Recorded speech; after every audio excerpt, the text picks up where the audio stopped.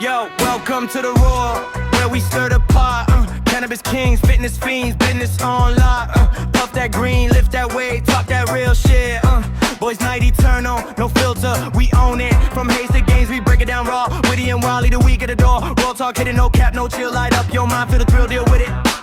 Roll up, talk that fire. Cannabis hustle, bodies on wire. Roil Talk, yeah, we on the night. Stir the storm, ignite the fight. Ladies and gentlemen, boys and girls, welcome back to the Roil Talk podcast. Thank you guys for tuning into this week's episode. Before we get started, allow us to introduce your host for the show. My name is Joe. Adam. We got Jorge behind the desk over there, making us look and sound good. If this is your first time tuning in and you don't know about us and you guys like what you see, please like, subscribe, leave a comment, tell us how we're doing, what you think, how you're feeling. We really appreciate it. That helps us out a lot. We got a good guest today. Super excited to get into this one. Adam's going to give us a good introduction.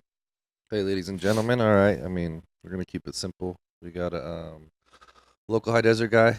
He's started a new company up here, Renu Wellness. So we're going to bring him on board, shout him out, get him some knowledge so you guys can know who the company is, who's behind it, and what's going on. We got the one and only Joe Mayner. Yes, sir. Yes, sir. Thank you, Mr. Joe. Thank you for your service. You have a great name, by the way. Oh, relax. All Joes are great. It's a royal name, right? Yeah. Is it Royal Saeed? Royalty. What was the other name you were going to do? Joe the Great? Or what was it? Remember he had two names he was trying to debate? Yeah. It was Joe the Sage and Joe...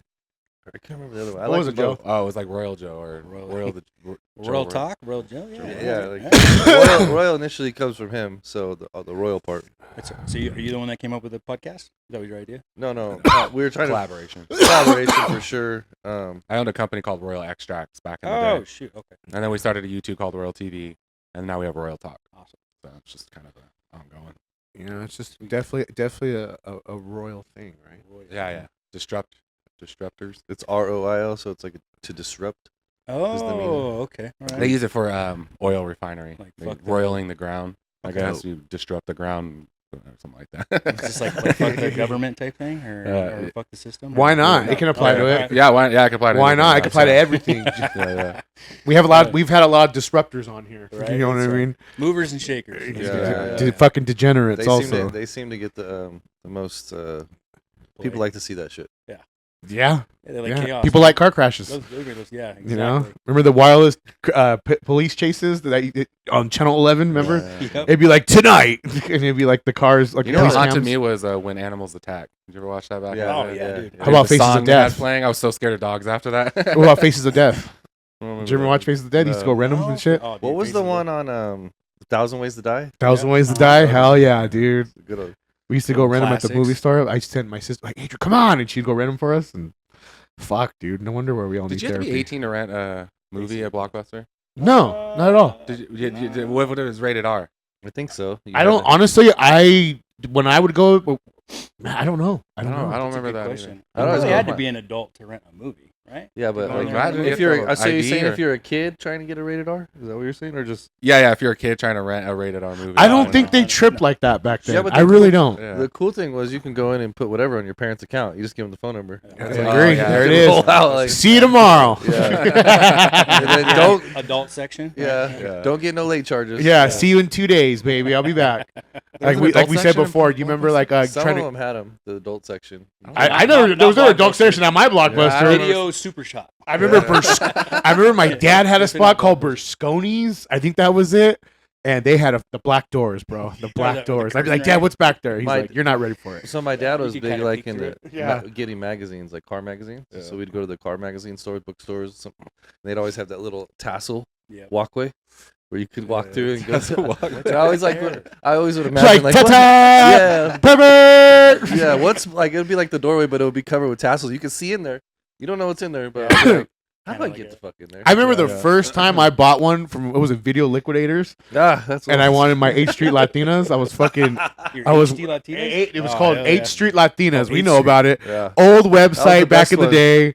And it, like, you know, at some point you want to believe the porn's real, you know, like this guy just gets bitches, bro. Some Like, white guy like going up to some baddie. Remember? Yeah, he's like fucking a white thick-dick guy, white boy, curly hair. Fucking Jew with random reddish hair. fine ass Latino. And he'd Oh, be like, bro, yo, he would get baddies, they'd bro. be going down the road and there'd be like a Getting in her car. a super sexy Latino all dressed up, and he'd pull up and I'm like, hey girl, like then she'd shop in and they start going to town and she'd be hot. You know what I mean? Yeah, So, dude. So like, you're like, Like this is real life. Like as a kid, you're yeah, like, you're like, this is fucking real, Like, bro. like, works. He's got Yeah. game, Yeah, dog. but You no, know it what I wasn't. mean? Like, it wasn't- Yeah, it was played. It was it for sure scripted. scripted. It I was dude, I, scripted. 100%. I remember one like he was getting his hair done, and like the chick was fucking bad. She's like, I'm down to fuck. Want to go in the back? I'm like, this guy who's holding the camera? Yeah. Like, Where's his hair? Where's like his the barber? homies, he's just with him the whole time. Like, you Jake's know? trying to go get his haircut from her. Yeah, Where's but this- oh, where's that's rule this number place one. at? Never let a You got woman an cut your hair. address? That's Yeah. rule number one. You never let a Fuck woman yeah. cut Nah, your hair. porn's real, dude.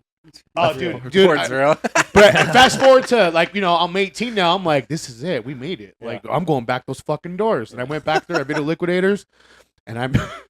And I fucking found the fucking DVD. I fucking got, and they treat you like you're a goddamn weirdo. They put it in a black bag. they're You know, selling they- it. yeah, like here, pervert. You Yeah. know, and you're just like, oh, everyone knows because you're Walk the of one shame with the.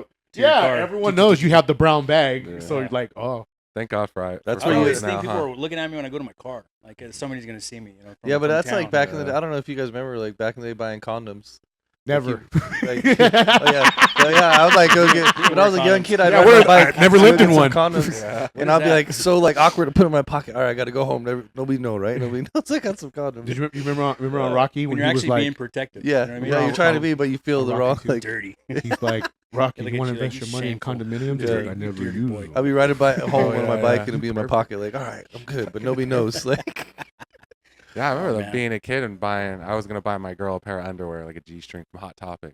I was so fucking nervous, dude. I was trying to get Why? other people to buy it for me. And I was What like, the fuck? I don't know. Now That's I look, even more now I weird. look back on it. I You don't buy give me a that fuck now. G-string? But I was Fucking kid with a fucking pierced up face. Yeah. Hey, I'll buy you that if you buy me these panties. Pay $20. This guy's like, Hey, what? what if they're like price check for these panties, and you're like, fuck, you know? I'm out. You just walk Yeah, out. yeah, those are mine. The only time that I've been fucking embarrassed of doing something like that is when I had to get a pregnancy test. Ooh, And it was at Walmart where customer service needed. Like, Oh, are yeah. you fucking kidding me? Well, if Yeah, you And use, I'm like hiding because if you you- have to open up the glass. You're like Yeah. watching. if you use Yeah. condoms, you wouldn't need that. Well, you know, It's true. sometimes that's a great It's point. true, man. I have nothing to come back Okay, from that. I agree with solid. We're good. We're good. Hey, Here. We're fuck good. condoms.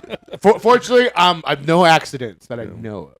You got enough So- trend in your body, then you're definitely not. It's killing something. We're there, sterile, Joe. dude. We're fucking there. You're sterile. He's there. Hey, the other guy, like this guy's, he got his bottle of Tren the other day at the gym, and he's hop skipping like I could see him like Super happy. walking back to his Yeah, bag. It's a good feeling. Yeah, and dude. so I Fuck walk yeah. over to the boys, Bill and Riley, and I'm like, "You gave that fucking animal Tren?" And they're like, oh, they're looking at me, like, and I'm like, Bill's like, well, it's kind of my fault, but yeah, he did. And I'm like, you guys don't even know what you just did. Dude, Billy told me, he goes, I put it in me, bro. I got an instant pump. And I'm like, oh, there he is. There he is. Hell yeah. He's on instant pump. And I'm like, you wait. Because he's asking me, like, what do you feel? I broke it down for him. Like, your He sex, said, your sex is going to be fantastic. Well, I Bill- said, but you're going to, at one point, Yeah. you're going to just be desperate for some pie. And you're going to see a fat broad. You're going to see shit you normally don't look at. And they're going to be like, well, yeah, I would. And I go, that's where your mind starts to come in. I said, Trend goggles. yeah, your temper gets tested. everything's you know, elevated. Everything's elevated. I go, don't believe the bullshit. Like, you got to be like, ain't nobody, if you're with somebody, she ain't cheating on you. Like, just, you're good. Psychological You're warfare, good. dude. Do what you got to do. I always say the rules are, if I'm on trend, I don't drink alcohol at all. That's a great one, yeah. That's like number one. I don't drink alcohol. Everything is up, especially like my fucking water intake. That's right. I always make sure I have You're some always type hungry. of fucking. I'm always hungry. Yeah. This is gonna be always on me because I always have to shout out gravity. I gotta have my smoke on me because that's what keeps Kong in his cage. You know what I mean? But to those dudes, I just pump it and pump it and pump it. Fuck. Good luck. How'd you get that? Jorge, get me. Like what? You like the white better? Oh, I like. Yeah, that's hard. That's Oh. hard. Just changed it. Nice. Is that your company, Joe? Yeah, yeah. Gravity? Yeah. Speak it. Those. What are those big boys called? The black. Hash holes? Oh Jesus fucking. Oh, I hate them. Dude. Why? I get Too much? so Yeah, fucking too high. much. bro. Oh, it's too it's much. 'cause- Like, It's because Mark's likes to smoke. So Yeah. are they like his? Is that his Dude. recipe? Or you guys or just? yeah, is it- yeah, yeah. But He doesn't he's even smoke them now. No. No, Too he's much- like, I smacks can't touch down? them, dude. Really, Yeah. Joe? They're Well, I went to a dispensary yesterday, my arch nemesis, and just to make an olive branch, and so I bought a hash oil from them. Oh, I didn't even get high, and I was like, "What the fuck?" I was like, "What's in ours that's not in this one?" But little tip: when you look at the THC percentages on those fucking things, if you have an infused, you know what infused means? Yeah. Yeah, it means there's like wax in it, or like there's a concentrate added more to than it. just the Right, more than just flour, right?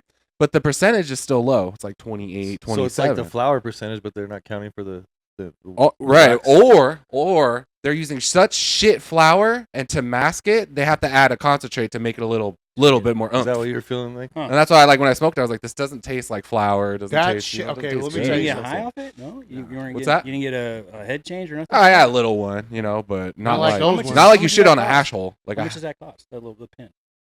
in stores, they usually go for like $20-$30. How long does it last you? Depending Depends on on your the usage. person. Okay, so when I was smoking weed, like none of this shit was around. Like this is 20 years ago, 25 years ago. Back in the good old Yeah, days. the good old days. Yeah. So what would you compare that to? Like, is it like a sack, like an eighth, or Yeah, kind of? almost comparable to like having an eighth. Like it's gonna last you the same and Okay. kind of get you that high. But it's kind Never of been asked that before. yeah, it's kind of That's a a hard. good question. That's a yeah. That's a Old really question. good fucking question. Yeah. That's a good fucking So question. you guys smoke actual flour now, or is it just Oh. all this stuff? Oh, no, both. Flowers the Oh, okay. number flour, one thing. nothing beats I love the flour. fucking smell. I don't of it. smoke mean, it anymore, but smells these so two fucking guys good. get to enjoy life. Yeah, Yeah. I love my edibles. I love weed. I love weed. It's just I it's an love amazing plant. That's It's right. beautiful. It's keeps me calm. It makes everything Yeah. wonderful. It's just. Do you see Seth Rogen? He did that fucking video, and they asked him like, about they're like, well, do you smoke every day? And he goes, yeah, I do. He goes, I equivalent smoking weed to putting on your shoes or not leaving your glasses or like he goes, part of that's it. how it's part of my life. But it was pretty dope how he said it. He goes, makes everything better. It makes me cope with this crazy thing we call life or something like that. It was pretty dope. Yeah. This little video, other than him being a fucking You weirdo. smoke weed, Joe? I used to. Now, so I'm an ex-drug addict. Let's, So my thing is heroin. Let's get into it. Let's get into it. Let's where you from, where you grew up, and a little bit of your So, story. So we can- I'll be 40 years old this year. Okay. I grew up in a small beach town called Ventura. Small? There's Ventura County, and then there's the city of Ventura. Gotcha. It's relatively small. Right. I guess you could probably compare it to maybe like the size of like Apple Valley or not. Maybe, I don't know. Is Apple Valley bigger than Victorville or no? No. No, It's Victor pretty was small. bigger. Victorville's bigger, but it's Apple Valley's more spread out, Yeah. like Yeah. space wise. So you got It's hard to Ventura- tell where Ventura ends and So- begins, you know?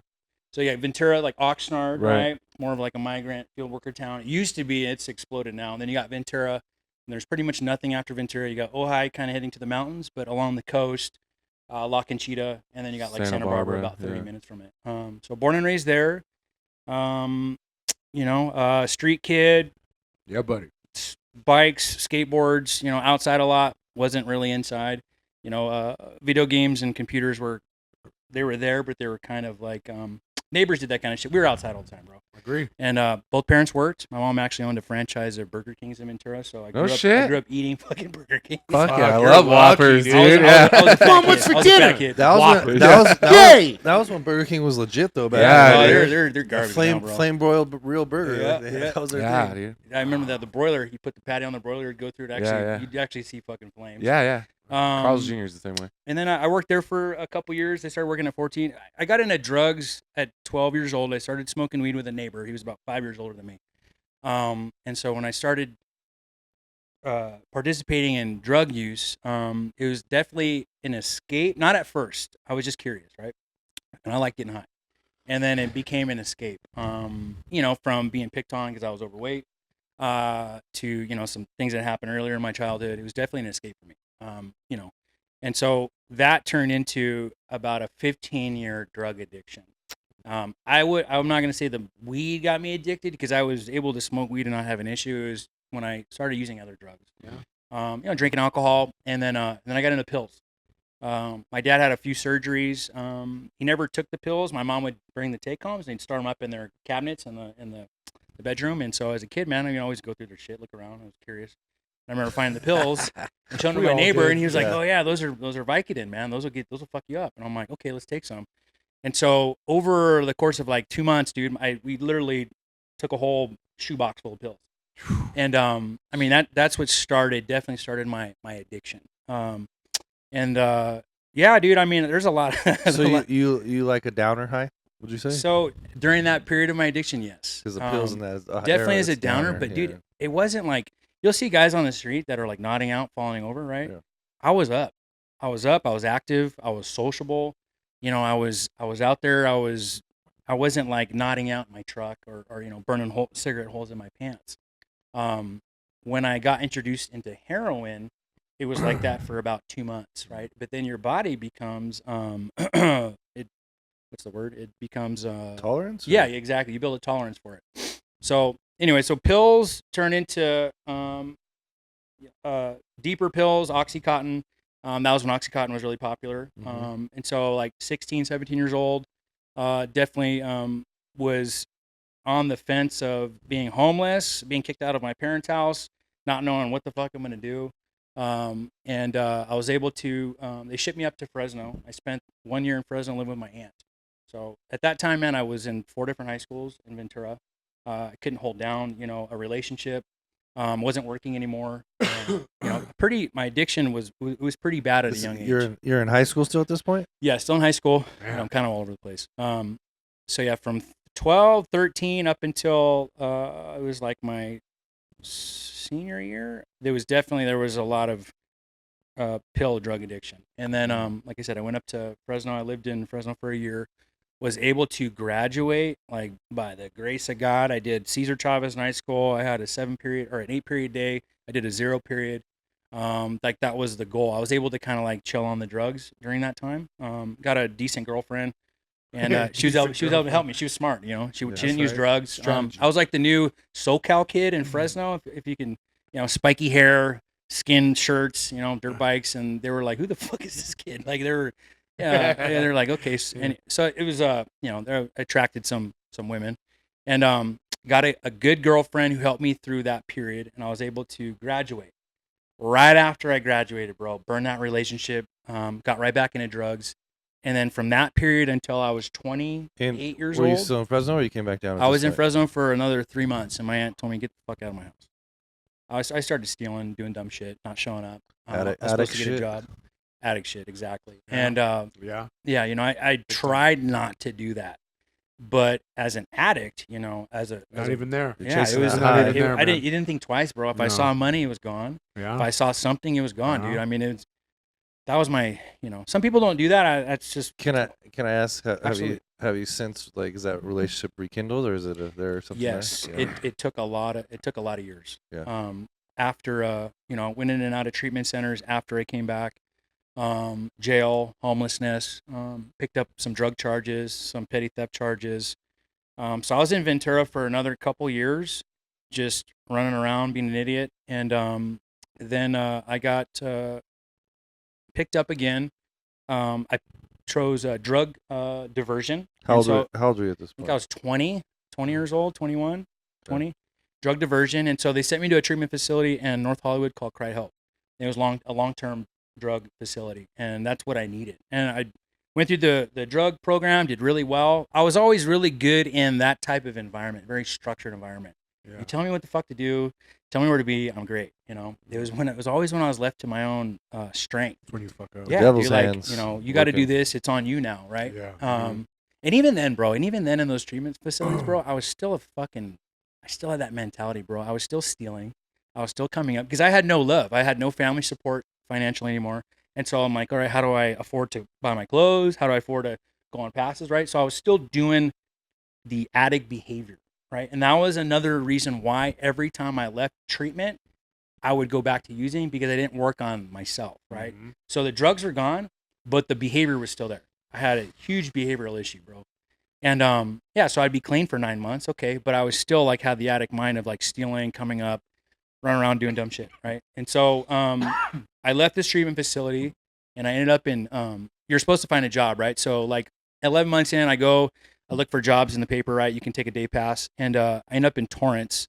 And my roommate was a guy who had a contractor's license, and so there was a job for a leasing manager and then a maintenance guy for an apartment complex called Delamo Apartments. It was on Delamo and Western in Torrance. It's like almost Los Angeles, right? A really ghetto area.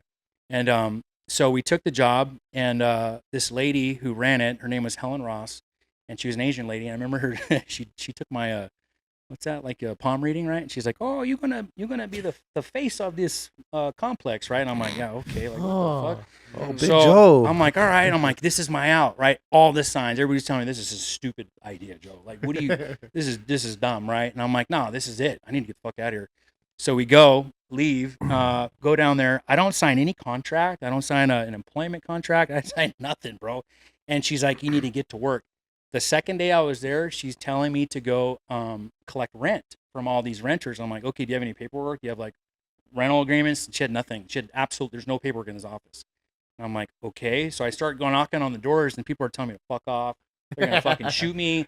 We paid our rent already. And I'm like, what? I'm like, okay, like what is this shit? And so I'm talking to his name is Rob, my roommate and now coworker. And he was like, I don't know, bro. I don't know, I don't know what we should do. Right? So anyway, we're talking to Helen, and she's explaining that these are all thieves and that they all owe her money.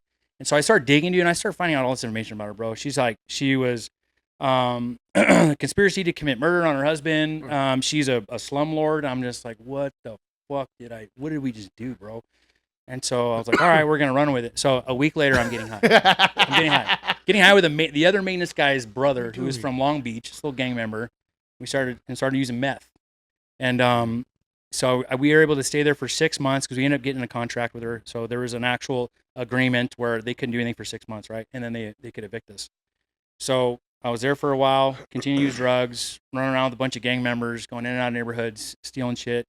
And finally, the sheriffs came and they evicted us, right? And so the dude, his name was Gilbert. He's like, hey man, he's like, I'm gonna give you the key to the storage closet. He's like, you can put all your shit in there. I lived in this fucking thing for 2 months. You couldn't lay down in it. It was a storage closet, bro. And I put all my shit in there, and I would get so tweaked out, I wouldn't leave this thing for like a week at a time. I would think on the other side of this door was the cops, the FBI, the CIA, the Army, the National Guard. You'd get your gear, and you'd go in there and get hot, tweak out, and then have a sack. I'd go in there and I would stay in there, and I would just continue to smoke and smoke and smoke and just not leave. And I'm telling you, you cannot lay down in this room. It was a fucking broom closet. And so I ended up living in that thing for like 2 months. And finally, the guy Gilbert's like, you need to get the fuck out of here, bro. He's like, you're gonna die. You're gonna die, or someone's gonna kill you.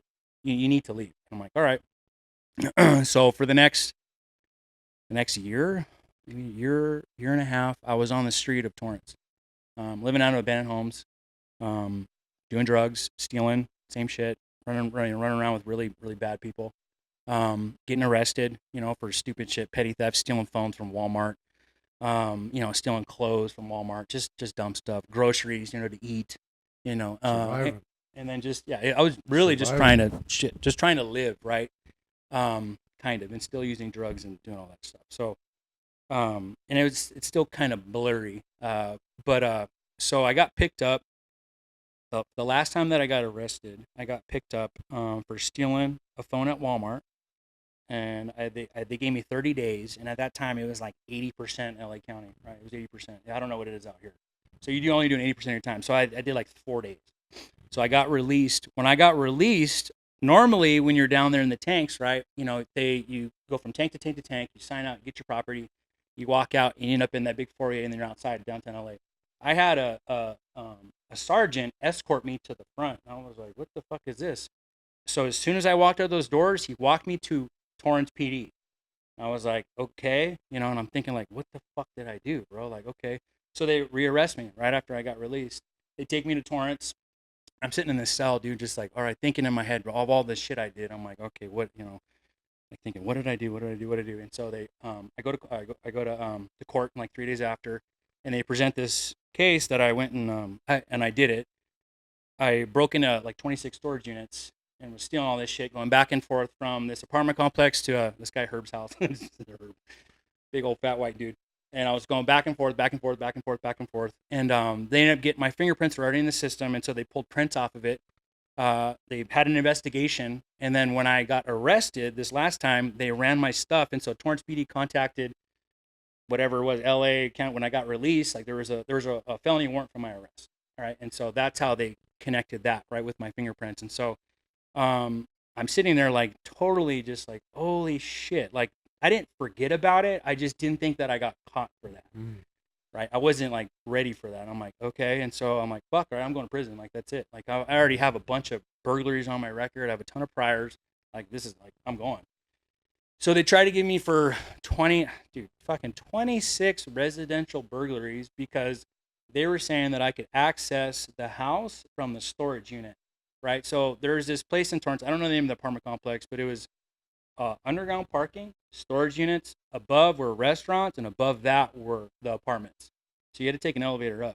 You couldn't access the unit from the house, and so that's where when it becomes residential burglary to regular burglary. And so I had a public defender, dude. This is like where like God came into play. Like seriously, like this public defender went and took pictures of all this shit. Like no public defender does that, and proved to the court that that was not in fact a residential burglary. So okay, so they started dropping charges. So it went from like 16 years to like 10 years to 8 years to 6 years to 4, and finally they gave me 2 with half. Right, I was an AB 109. It's a nonviolent crime in the county jail. So I did all of my state time in the county jail. I did a year in county jail.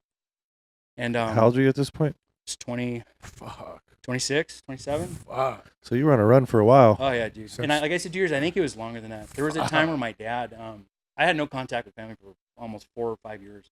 My mom, they changed their phone numbers. They were done, right? And so my dad, he came searching for me. He hired a private investigator to come look for me, and he found me once when I was not in that apartment complex that I worked at where all that shit was happening, but the the maintenance manager, I talked about him. He would once in a while let me come stay at his mother's house, right? And say, hey man, go get something to eat. You can stay here, take a shower, get yourself together.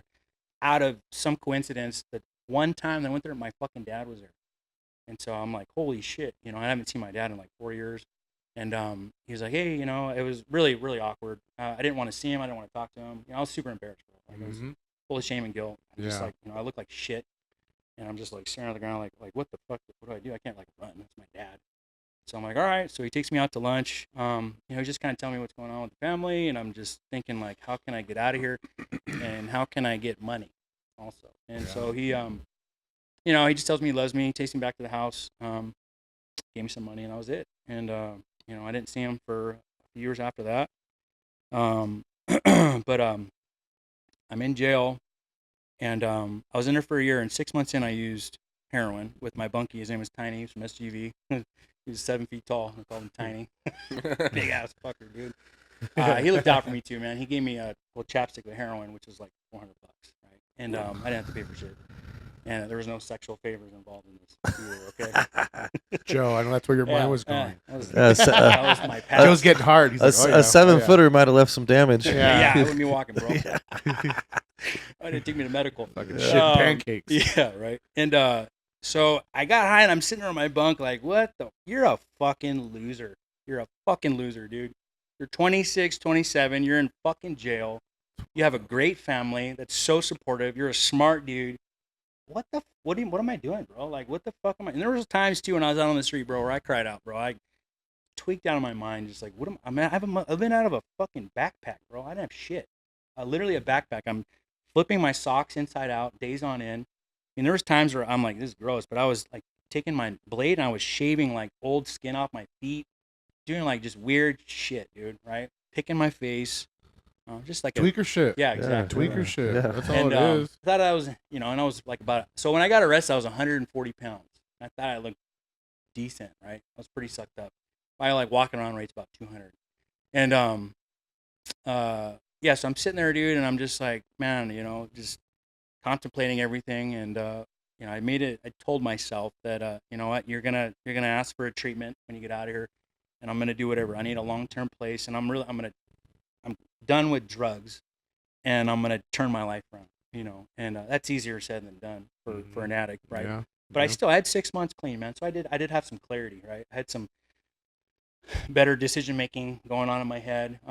Things were coming together, and so I got some literature in there for a couple different treatment places. One was a place called the River's Edge Ranch, which is right down the road, and the other one was at Delancey Street, which is long term down in I think downtown LA. You can stay there for 3 years or something. And I've done that type of treatment. The ranch was like horses, cattle, You know, it was a faith-based place, which I wasn't cool with because had no relationship with God. But something was. Who ran it? His name is Big Al Aceves. He's actually one of the three that found the Mongols. And so I saw his picture in there too. I'm like, okay, bikers. I'm not a biker, but I've been around bikes my whole life. I ride bikes, I ride Harleys. Yeah. So his picture, horses, ranch.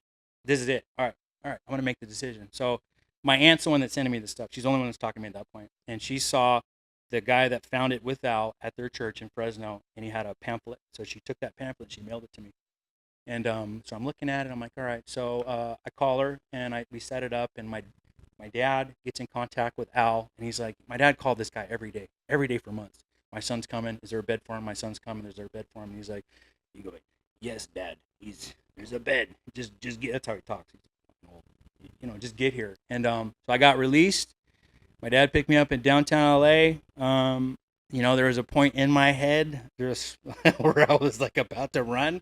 You know, I'm still like, yeah, I got 6 months clean. I'm making this decision, but there's still a part of this addict mind, bro, where I'm like, I can do this still. I can still go run around, like the madness. And I'm like, what the fuck, dude? And anyway, so he shows up quick and hop in the truck, drive up the Cajon Pass. We stay at the only hotel on the Cajon Pass, the one right there off, I don't know, where like the 138 goes. No way, back right, tuck to the left right Can't think of there. the name of it, but yeah, it's the small one there. Stayed there, didn't sleep in a fucking minute, dude, and smoking cigarettes. Because in the jail, you know, there's not a lot of tobacco. It's called chewbler. It's actually the cops chew. They spit it in the trash cans. The porters grab it, send it up top. You dry it in the vents, and that's what you're smoking. It's called a chewbler. It's not What the fuck? yeah. Wild shit right there. So yo. that's what I'm smoking, right? And so I finally get like real tobacco, bro. What a fucking life. Marlboro Red 100s, and I'm just sucking them down and sitting there, you know, just not sleeping. And yeah, all right, you're gonna do this, bro. You know. And so we get to the ranch the next day, and Al's there. They're at church. And so yeah. Is the ranch Victory Outreach? No. Okay. It's a similar setup as Yeah. in like kind of militant, very structured. Yeah. It's a Bible-based, right? Biblical foundation. It's not as big. My mom and my dad were home directors. So For Victory? For Victory Outreach. So when my dad got out of Corcoran, my dad got out, you know, took the holy stage, and so did my mom. And then my dad was so good with working with men that were locked up. My mom and dad were named the directors of the men's home. So Awesome. all the guys that got out, Yeah. exactly what you did, whether it was the addicts or someone coming off the streets, addicted to meth, addicted to heroin, addicted to everything. So as a little kid, I would be chilling right there. We used to have the rooms in the back, and that's where they kicked the drugs. And I used to go back there and chill. That's right. And I used to go see them. So that's why I never fucked around with like heroin, You pills, saw anything it. like that, because I Saw saw it. what it did. Well, you were watching people. I saw what it did. Detox, bro. And, oh yeah, I'd be in there with them chilling, and because I grew up around that. That's why I grew up around gangbangers, drug addicts, and all that shit. So my mom and my dad ran that shit for so long. Like they were really successful at it. My dad had all his stable of guys. I mean, from gangbangers, Bloods, Crips, fucking Cholos, Vagos, Mongols, Hell's Angels. Yeah. They were all under my dad. Motley So Crue. my dad, and it was all faith based. So my dad was really good at it. So when you talk about how I've seen that from my own eyes to where guys were doing so good, and the minute they got out on their own, they'd fuck up. And because they were on their own, they didn't have that structure. So there's a lot of guys that before my dad passed away that maintained that relationship with him because my parents were so good at it. That church sent my parents all over the goddamn country. People talk about To go to run homes, and all the guys that would get out, and then they started running the women's homes. And my mom and dad were really good at that. Your And my parents dad, still around? my dad passed away. My dad passed away 2018. My mom's around. But they ended up. Well, I mean, man, we moved. Was it my mom? My mom was just talking about this. We moved 13 times in, I think, 4 years. Because of the homes, Yeah, setting up homes. yeah, like 4 or 5 years. Was it 5 years or 6? No, it was 5 to 6 years. We moved 13 times, and all over. And my mom would, you know, my mom was always a cook. So like we grew up, me and my brother, we grew up around that environment. You know what I mean? So like whatever school we were at the time, my dad would bring them, and they'd all be cheering for us. They'd be like, "What the fuck? We're all these." These are family members. Yeah, oh yeah, like as a kid, dude, my dad. So my mom and dad be so involved in ministry And we used to have this big badass fucking Chevy Trailblazer was badass, was lifted. My dad called it the Beast. And these dudes would drop me off at school. So I'd be a little kid getting dropped off by fucking these big ass gang members, fuck black dudes, big dudes. Yeah. Fucking my dad had his right hand man named Mitch. He was a Hell's Angel. He was Jack, big old fucking beard. And then he had his other guy, his name was Charles, big old blood, big old motherfucker. And they would drop me off. And the fucking proctors would be like, "What the fuck?" You know what I mean? And your security. and my parents did that for so many years, man. Until we went to the East Coast. They did it in the East Coast until they were done. They got back, and that's when my dad backslid. And then my dad just disappeared for years. So that Adam talked about it. Like, he goes, "Man," because my dad was a wild boy. My dad was a wild boy, and he goes, "Dude, how you described your dad, I don't see him like that." Because I sent him a picture of my dad in church. You know what I mean, with his suit on and everything. And then I sent a picture of my dad when he was in his heyday. They're like, "Oh shit, yeah, that makes sense." But it's wild to hear you talk about that because we had a facility up here at some point, and it was the ranch. Yeah. Okay. So I was wondering, that's what it was called too, the ranch. So I was wondering. They just opened one, so they did have one out here. Yeah, right? they had it for a minute. Yeah. They just so where the other ranch property is this. You go out, what's this, Barstow Road out here? No, Highway 18. Yeah. The storage facility, right across from you, you'll see the River's Edge Ranch. Yeah. 3 prefab homes. Behind that, Victory Outreach came back out. They just bought that property. Wow. About a year and a half ago. Yeah. They're starting up again or trying to do They wanted, it was a new guy. I can't remember his name, but we always worked with Victory. Like Al absolutely 100%. That's why I know the name. Family. I know the name. He started in Victory Outreach. He did Set Free. We did a lot of work with Set Free. They got their own issues. Everybody's got their own issues. 100%. But Victory Outreach definitely, the ranch 100%. It's called the River's Edge Ranch. Was built around the same structure as Victory Outreach and Set Free. The military, like you said, the you structure, you have everything. guys that are criminals, ex-biker. That whole underground lifestyle, like. Under one roof. Yes, you're gonna have. It's you can't wild. go like a traditional treatment facility, bro. They're gonna fucking run that place. They're gonna stomple everybody out. They're gonna overtake the place, and also they're very manipulating. We're very manipulating people, and so they need that. So when I got there, that's how it was, bro. Mm-hmm. No games, no playing around. Nope. You got one chance. That one chance is you come in on the property. Yep. And if you say something, you do something wrong, that's it. There's no question. There was no questions. And you walked. Nope. You walked from town or from Lucerne or the ranch to Lucerne, and that was it. And he was Al at that point. I think was 15 years clean. He ran the ranch already like 10 years prior. Yeah. And then when I got there, it was him and big old beard. I guarantee you, I show him a picture of my father. He know who my father is. Yeah, he's But yeah, my dad, like how you said, like it was so structured. It was so structured. So you had to be a type of man to run that. Because again, like you said, we had you name it, Bloods, Crips, Tweakers. Do they got to put all that aside in there? Yeah, because guess what? They're sleeping side by side. I seen the most crazy dynamic. It is, and I seen the terrible sides of humans. I've seen terrible sides of humans to this day. I know the evil of man. I just know it. I know it.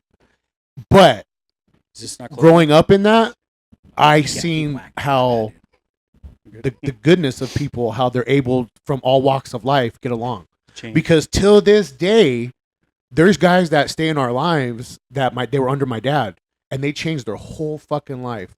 Fucking whether it's Felix, dude. Felix was a fucking tweaker, dude. Came off the streets. My dad was like, "What is going on here with this dude?"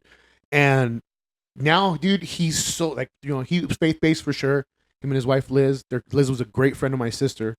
But dude, whole life around, truck driver, grandpa, lives great, beautiful home. Like, and he credits it all, of course, to God, but he's like to your dad, your mom and dad. You need and it's not even the place is great. It's the people that the camaraderie. Because you have a facility. You can get clean anywhere, bro. But you have these facilities that are run by men and women that have been and lived those types of environments. So they know exactly how you're going to act. Yep. They know how you're going to react. They know how to respond. And more importantly, they know how to approach you. When you are in a normal treatment facility setting, and I've been in 12 different treatment centers from my first one was a high-end place to all county-run facilities. You have people that are book smart. They have no real clue of what it is like living like that, which doesn't discredit them. But how do you communicate with somebody that's lived that type of lifestyle, man? How do you approach them so you're not, disrespectful? So there's You're not confrontational. It's not relatable. It can be. There's a wall, right? And it's like you don't, you want to break that wall, but already it's like, well, you're not, know nothing about me. You never lived my life, so I'm not going to say a word to you. So you have men like that when you get there, you already feel like you're welcomed. Like you're like the way the guys come in doesn't matter. Like he's like Jake was saying, bro, you have every walk of, you got guys that dude on the street, they're killing each other, they're enemies. They're killing each other. And you go in there and it's like, I'll show you guys, bro, it's like a switch and it's almost immediate. The presence alone, and I credit this all to God, the presence in that place is a peace, right? So you get there and you're like, you feel at home. And that's how I felt when I got there. Yeah, I was anxiety and stressed out, and a lot of it was just the future, man. Because I'm just like, what am I gonna do? What's gonna happen, right? And so, but he made you feel. For one, though, he was very direct, but he made you feel at home and welcomed. And that's how the brothers were, man. They come, they hug you, hey, and all right away. What do you need, bro? Socks, because I came in there with nothing. I mean, I had the shoes I got arrested in. They were fake Converse from Walmart. They had no laces in them. I had a pair of liquor store, shorts, a big, plaid long shorts, and it was a large Pro Club that I didn't fit in no more. And so my dad, I got a pack of T-shirts. He gave me a Carhartt jacket and a pair of boots. That was it, right? Because you need a pair of boots to be there. And so right away, guys giving me stuff, right? And I'm just like, okay, thank you, bro, thank you. And I think I was the only. It was me and like 3 other guys. The only guy that were there that didn't have 10 years in prison. The rest were all long-term prison guys. Some of them were lifers. It was right during that time where they're letting lifers out. There's a bunch of bank robbers in there. All of them were ex-gang members. Some of them were definitely bikers. Some of them ran without. I mean, they were under his authority as now I think he was a national sergeant at arms for a long time. Yes. And at that point, he gave up his life from that. But we would have these barbecues, bro. Like 1,500 people would show up, and you'd have like 800 bikers, Mongols, Vagos, and then you'd have like the Christian bike clubs, like Riders for Christ. He still commanded that respect. He had the same type of authority he did in the sober world than he did. He used the same. The level, it was crazy, bro. You saw the level of respect that he had in the outlaw world, right? And a lot had to do with his militant, the way he was very structured, the way that he, ran his ship. He turned that over into the recovery, the the ministry side, right? And so you had this level of respect for him, and I was just listening to him, his stories, and for one, his testimony. This guy, was in prison for a long time. He was a heroin addict for 40 years. He was, a killer. This guy was training people in the Mexican mafia to kill people. He was training cartels, sent all around the world. He was bombing. Dude, the guy, he was bombing buildings for. I don't think he knew it at the time, but for like what was it, the Communist Party or something, he was just taking money, right? He would fucking do anything for money. He was a mercenary. And to do that, and then now he's this guy that's on fire for God and helping save lives, bro. It's like, it's a trip, dude. And you're like, how did you do this? And he would always credit God, give God the credit, no matter what. It was all God. He's like, it's not me. He's like, I'm a filthy rag, bro. Not bro. He wouldn't say bro. He's like, I'm a filthy rag, Joe. He's like, I'm no good. He's like, I'm a no good person. He's like, the only thing that's good in me is God, and that's why I do this. And he has given his entire life for that. He still does it to this day. The guy is very sick, Hep C, all kinds of complications from his drug addiction, and he still goes all around the world and brings people to Christ, shares about his testimony, helps people recover. He goes and does all the biker stuff, blessing of the bikes. It's pretty wild how you're sitting here, you're telling me all these things, man, and how you're saying it takes a certain individual to run those type of men. You know what I mean? Those type of men, because like I said, how when you come off the streets, there's times where families just drop you off. Yeah, like we're done with him here, or you get out of college and you need somewhere to sleep, and hey, I heard this spot through blah blah blah. I mean, there's been so many times, like I said, guys from all walks of life walking up to the driveway, and then you go see my dad walk out with his he used to call it his head staff, and they walk out and they meet him and they talk to him, and like I said, I remember one time where, they called my dad Big Frank. My dad was big. My dad was a big motherfucker, and I remember one time we had these cholos come in, these hardcore gang members, and they were like, I don't room with Mayates. And my dad was like, what'd you say? And then, because my dad was next to one of his guys, and his name was Mr. Brown. Mr. Brown was a heroin addict, but Mr. Brown cleaned up his life. He was a Vietnam infantryman and got hooked on fucking heroin out in Nam. Yeah. And got home China White. and just ever since then, just hooked on it. But he cleaned up, Came and, with but it. he was so structured. My dad loved him, and he was like, I don't sleep with Mayates. My dad said, what'd you say? And he goes, yeah. And my dad was like, take your shirt off, homie. I remember he took his shirt off, and then my dad took his shirt off. My dad's in a beater. Yeah. And my dad's big. He's like, say it again. And then he was like, he didn't want to say it. He's like, say it again. He's ready to get down. Yeah. Because and then you know, because there's, like I said, it takes a certain type of individual. Maybe you're gonna match kind of that Because you guess what? tenacity, bro. The black dude next to him, they're all realizing, like, when you would walk into my dad's facilities, that shit, it just all the colors, Yeah. what hood you're from, what barrio you're from, what street you rep, it don't mean nothing at the door. It stops. It stops at the door, and he established that, you know.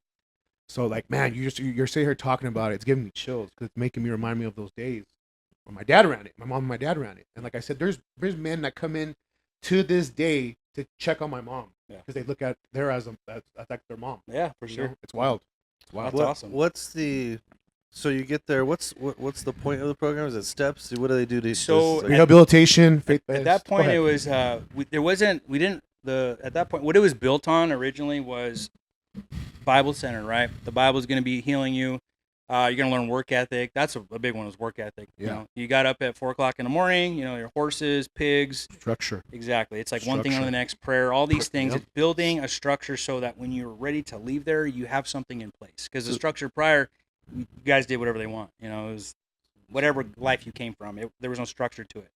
And so it's also, you know, dropping your guard, man, you know, loving your brother, Mhm. you know, putting aside your indifferences, because that's what you had there. You had these guys that are on the street, man, they're enemies. So you get there, that's what it was. Now, the only thing, there was no like real exit plan, right, for the guys. And that was the thing I think that stressed me out the most. Is like, so what happens after? Because it's a year-long program. It's a year commitment.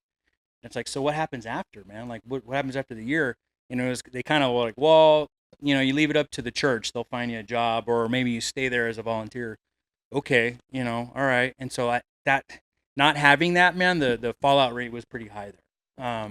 Guys, you know, getting 6 months in, you know, not wanting to do the next 6 months because there was nothing really available for them really at the end. We had no sober livings yet. so there's nothing. no goal working towards pretty much at that point. Like you're Sorry? trying to get to the year, but nothing after that. Yes, it was get to the year, and then it was like, well, the church is going to help. Okay, but there was no like clear, just like, what's the church going to do, right? Are they going to get us a house or a job, or what's happening, you know? And over time, though, things were developed. After my year there, and I graduated, Al retired. Okay. There was the pastor that helped build that. There's a huge problem in the church. He had to leave the It church. happens. Yep, and it happened all the time, man. Humans, All the right? time. Flesh. All the and he time. made a mistake, and he's now rebuilt his life, and he's doing great. He actually works with your outreach now. Yeah. His name's Gary Hornsby. Okay. And so there was a point where I was like, "You're it, Merrill." And so he looked at me, and he's like, "You're it. You're the next." And I'm just like, "What? Like that wasn't in my plan here, you know?" But I didn't have a plan either. Like there was nothing really set up for me after. And so after a year, that happened in the church. So the church no longer wanted to support the ranch. The ranch was built within the church, River's Edge Church in Rancho. That's how it was funded. Right. That's where the home of that. So Yes, there's a church exactly. down the hill. The church owned it. That's how they funded it. We would do big fundraisers every year. Car washes. Exactly. You- Little it car has washes, a huge all little kinds of dinner they things. do every Job year, right? sites. Yes, so that they, thing's huge. The gala, right? Dude. So the gala came later. That It came thing is. There's a lot of after- people that go. Oh, dude, we'd have like 900 to 1,000 people. yeah, at a So, fundraising event. It's insane. At that point, there was a crossroad, and so Al retired and left. I moved into the director spot. We had $900 in our bank account, you know, and it was a $25,000 a month budget. Like that's what it costs to operate the ranch. Yeah. And there was nobody got paid either. Nobody got paid. Al didn't get paid, nothing. He got his VA stuff, and so we formed a board of directors through the help of another church called Water of Life in Fontana. They have always been friends with us, and they would help us on funding and stuff. And so as a few guys, there's myself, Joe Nunziato, a guy named Howard Bashirs, a couple other men. And so we formed a board, and we literally had all the financials for the ranch were in a trash bag. everything. Even our 501(c) was in there somewhere, right? Our nonprofit, right, to operate. And so it took us 3 years to rebuild that, to get an actual account, to rebuild it. There were times where a lot of they were cut checks to support. There was no money, so you had guys on the board that were supporting the ranch for the next couple years. A man came along. His name is Doug Whiteman, who's the CEO, really successful guy. Me and him worked together for the next 10 years to bring it to where it is today, where it's a fully functioning large organization that's funded by the state, the county. Good shit. I think it's like a $4 million a year operating budget now, and we have an exit plan, an exit phase. Like 7 years ago, there's four sober living homes. Every graduate, once we started that, has received a car on their graduation. If they complete the year and go into the sober living, the third phase is what it's called, the transition home. If you complete the year and you agree to do that, you get a car. Every guy leaves with a job, employment, or in schooling or a trade. So it's developed into this full functioning transitional facility. So it's not they just come in. What was the capacity or like people? Like 40 guys. Yeah, full time, like 40 guys in the house. 40 guys on that site. Yeah. Another 10 here, and then in the sober living homes, I think they have another 30. I remember they'd all work on the ranch. They all live and work on the ranch, and so over the past 4 years, we're purchasing properties. Right, so there's actually 80 acres out there. So you've now. acquired more land out Yes. there. More property, more houses, more wells for expansion purposes. We got a grant from San Manuel for like $4 million, $3 million a few years ago to expand. So we had this huge project. And we never built something like that before. All the stuff there you see, if you go visit or look online, was built by the guys. All of it. Every fucking thing you see. Nothing was built from outside sources. Right? Guys would come help. All the materials would be supplied, but we built it. And then you'd be surprised like how many guys would come in. That's skills. Exactly. Oh, bro, dude. Exactly. You sit around with addicts long enough. Doctors, firemen, some of the most talented people I've ever met in my life. But they have this addiction problem. Yeah, that ruined their lives. Yeah. One of my best friends, he's the best man in wedding. This guy was a train engineer for BNSF Railroad. Fuck that up because of drugs. Was a fireman. He owned a couple auto shops, and now he's a super successful contractor. Built $1 million homes. My dad had the guy could take apart a motor. He helped me build my first Harley. Take apart a motor. Mechanics. Doesn't know anything about a Harley. He's like Hondas and he's import bikes, right? And he's like, I don't know, but let's do it. We took apart a motor to some bike and we rebuilt the whole thing without ever having any experience.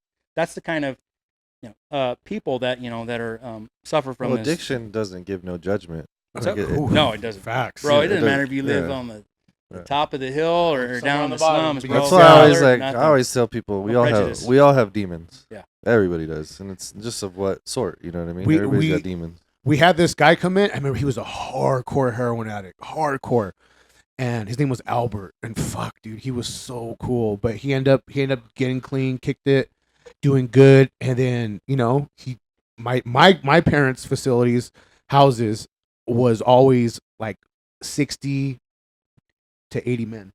Yeah, no, and my parents' houses were like big. So we used to have. I remember one of the houses we had in Redlands, we had our house, and then next door was the men's home. And on the same property. On the same property, and man, Albert ended up being a badass. He was a fucking construction. He was in construction. That was his business. So he added all that shit on for the extra dorms and rooms for my dad. And that was to get clean, and he was doing that as one of the men's homes. I guarantee you asked him, there's a part of him doing that. He knows that he has a hand in that. That's what you get this buy-in from these men. You get this buy-in. These treatment facilities I've been to, you're not doing shit. You're going around, you're going to meetings, you're smoking cigarettes. Yep. That's it. When you get guys involved in the day-to-day process of rebuilding whatever it is you're doing, their hands in it, you get this buy-in, bro. You can't, there's this value they have. It's like, I had my hand in building this building. I had my hand in building pride, maybe this cow pen. They're watching it. You're rebuilding yourself, and it's just like, man, men are changing their lives there, and they had a hand in it. Yeah. It's like this. I can't explain it, dude. It's like I helped build that. Like, before all I was known for was a piece of shit drug addict. Yeah, I was never gonna amount to anything. I was no good. I was a terrible son, a terrible brother, a terrible friend, and here I am, helping change lives. And so having that men do that, it just it brings a lot of value. It really changes the dynamic. Like how you say like fundraisers. Oh, dude. So my dad had every weekend he would have like a car wash team, car washes. You know what I mean? They'd be structured. And these dudes and they be bringing in bread Yeah. every weekend. And my dad always had crews, dude. He would know certain spots to drop off the guys, like the teams. And my dad was always structured, good equipment, good everything, blah, blah, blah. I mean, they would bring back money. And it was so structured to Thousands of where, dollars, dude. dude, every weekend. And my dad would have my brother Buck lead one of the crews. He would tell Buck, "You're up." And my brother, he'd be like, "What?" He'd be like, "You're up. You're going to lead a crew." And these grown ass men would listen to my brother, because it was all about structure, Humbling experience. and like I said, we grew up, like a lot of these guys, they grew up with us, or like we watched them. Yeah. They You watched said they were- us grow up. What so were you like, talking, bro? Like, here's your house. Like, they were. oh yeah, right 100%. Like I there, said, you they know? would go to graduations, Dinner they would with go you to guys. promotions and all Yeah. that shit. And I kick it with. That's why I always say, like, whenever I'm in the Vadio, whatever hood I'm in, I'm comfortable because that's what I grew up around. You know what I mean? I You're grew not, up like, around. stressed out, or is this guy? No, man. No, Once no. you know, they're normal. They're people, dude. Yeah, They're dude. just It's just like a little rough around the edges. They can be intimidating to an average person, right? But a lot of them used to feed off that, the fear, right? Yeah. So there's like a kick in that. Like, this person, they fear me because of whoever I am, right? Yeah. Once you get past that and you look at the person, and they're a man that's struggling, bro. They're a scared When it all comes individual. down to it, yeah. They need help. They need guidance. They need direction. They don't know how to ask for help. They don't know how to ask for these things because of the level of pride. And they've been told what their identity is for their entire life, that's who they are. Yep. That they're a prison inmate. They're a number, right? They're a gang member. They don't know anything else other than that. Like, they're a good father, a good son, a business owner, whatever, right? And so changing the identity in that. You are valued. You are worth more than what your past is. Your past doesn't dictate. Yes, your past can hinder some things, right? But it doesn't dictate who you are. It doesn't, it's not your identity, bro. And so I had to learn that. My identity wasn't in the streets. My identity was in Christ. My identity was in this other person that I can change and turn my life around. Yep. But I needed direction. I needed structure. I needed guidance, and I needed somebody that's also going to call me on my shit, because as an addict, I'm a very manipulating person. I know how to get what I want out of you, and when you start dealing with people like that, they know, like, no bullshit. Like, nah, you're not doing that here, bro. Like, no, you're not gonna get under and over anybody. You're gonna fall in line like everybody else. Yeah. And you're gonna answer to authority, because that's another issue, the problem with authority, right? So you have guys there, I'd have leaders, we call them leaders. I'd appoint guys leaders that are like 19 years old, and they're telling a 65-year-old gang member what to do, right? And that's a humbling experience. Yep. But that 19, 20-year-old has a lot, he's got a lot more wisdom than the other guy, right? And it's you learn from each other. Yep. And you fill each other's cups up. And so I ran that place for 10 years as That's good shit, executive Joe. That's director. good shit, man. That's And good we shit. split about a year and a half ago. It didn't end well. Me and the CEO just could not see eye to eye anymore. I started having some health issues, stress from that place. My marriage started taking a toll. It was, that's a 24/7 job. Like, Well, I used to pass you. So I'd go to the gym early in the morning, 5 a.m., and you'd be past me going out. Yeah. Like going early in the like always. I remember like that's And kind of how. I'd have to switch all the time, because I remember seeing you and your wife in the morning, and then I would go at night, and it was, whenever I can get the gym in, right? Yeah. That place, it almost killed me, dude. I thought I was gonna die there. Like, this is it, and I was okay with that. But there had to be a change, man. I was losing a lot, and so there came to a point where there was a decision that was being made, and we split ways.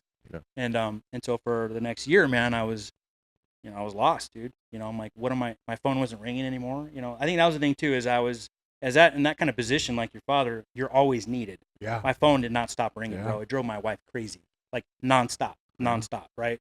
Problems, fires, new things going on, new properties, doing new stuff, and it just stopped, like immediately stopped. And that I had to come to terms with that was no longer my life. I mean, my literally blood, sweat, and tears in that facility. Yeah. I lived there on site for free for 7 years. I mean, it was a 20-hour day job, working with addicts all day, and then they were able to afford to pay me and other things. And so this past year and a half has been a big challenge on what's next. And also, I had a mortgage and car payments and stuff. I made a nice salary over there, and didn't really have a plan B, really. There just wasn't one. I thought that was it. Stupid me. I should have had something else in my pocket. But So I got on some disability and started kind of searching. And at that time, literally, I'm not kidding, a month after that, we got my daughter. And so that is what was another added stress about, now I have this beautiful Family. daughter to care for. How am I going Got a to do family that now. as a provider and protector? So that kicked my ass, and also changed my heart. It softened everything because at that point, I was a pretty coarse individual of what happened to the past few years. And so my focus was on that. So I was home with her, right, for the next 8 months. And so getting into that, Still in the same space type stuff. yeah. So I'm a certified substance abuse counselor. Now the ranch was never a facility like that. We did implement it about 5 years ago, a program through a place called the Center, which they have an office in Victorville, Barstow, and Yucca. A lady I brought onto our board named Shannon Baird. She is a licensed clinical social worker. She is executive director of that facility. She has a great testimony. We connected with her, and I brought her on board because she was out of that board of directors. She was the only other one that was an addict. The rest were like business people, right? And so she could like understand when I'm saying something that we need to do. She'd be like, "Yes, he's right," and that was part of the conflict. And so as soon as that happened, she told the board, anything to do with Joe, I don't want to know about. She's like, because plan was to go there after. Like she knew I was going to call her. I needed to get into something, so I didn't go work there. I went and volunteered still, and I've been volunteering there for 5 years already. It's called the Center, and so it deals This is with in Barstow. the facility I work at is in Barstow. Okay. I started in Victorville. They deal with juvenile drug court, adult drug court. It's outpatient services. So like perinatal, DUI, people that are not in residential treatment yet. They probably should be, but they do outpatient treatment. So they go there during the day, receive services, relapse prevention, behavioral cognitive therapy, counseling, and then they go home, right? And so I'm still in that realm of counseling, which is my passion. That's my thing, is counseling and therapy.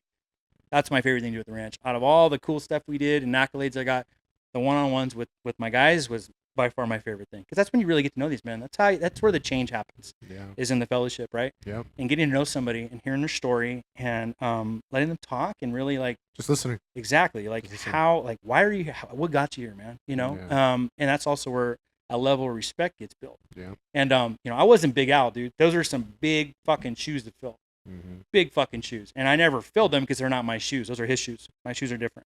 And I built my own respect there. And me and the men we got along. I mean, I don't think I've ever had. There was a couple incidents with guys where a fight came about, and it was a lot of just them just trying to being stupid. And but other than that, dude, there was no violence. There was nothing there. I mean, I was able to keep that place nice and cordial, and it was the atmosphere of the guys. They knew when they got there that there was going to be a change, right? So all the bullshit kind of stopped at the gate.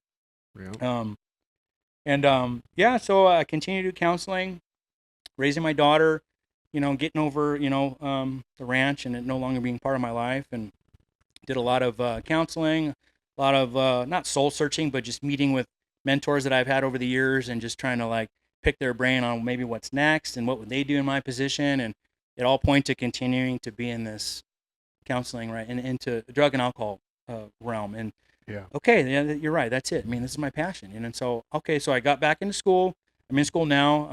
I'm getting my associates. I'll have that soon, bachelor's, and become a licensed clinical social worker so I can work in the therapy module. So it'll be grief counseling, one-on-one, and then probably some family therapy. Right on. And dude. so that's like my end goal. And we'll do all that through like telehealth services.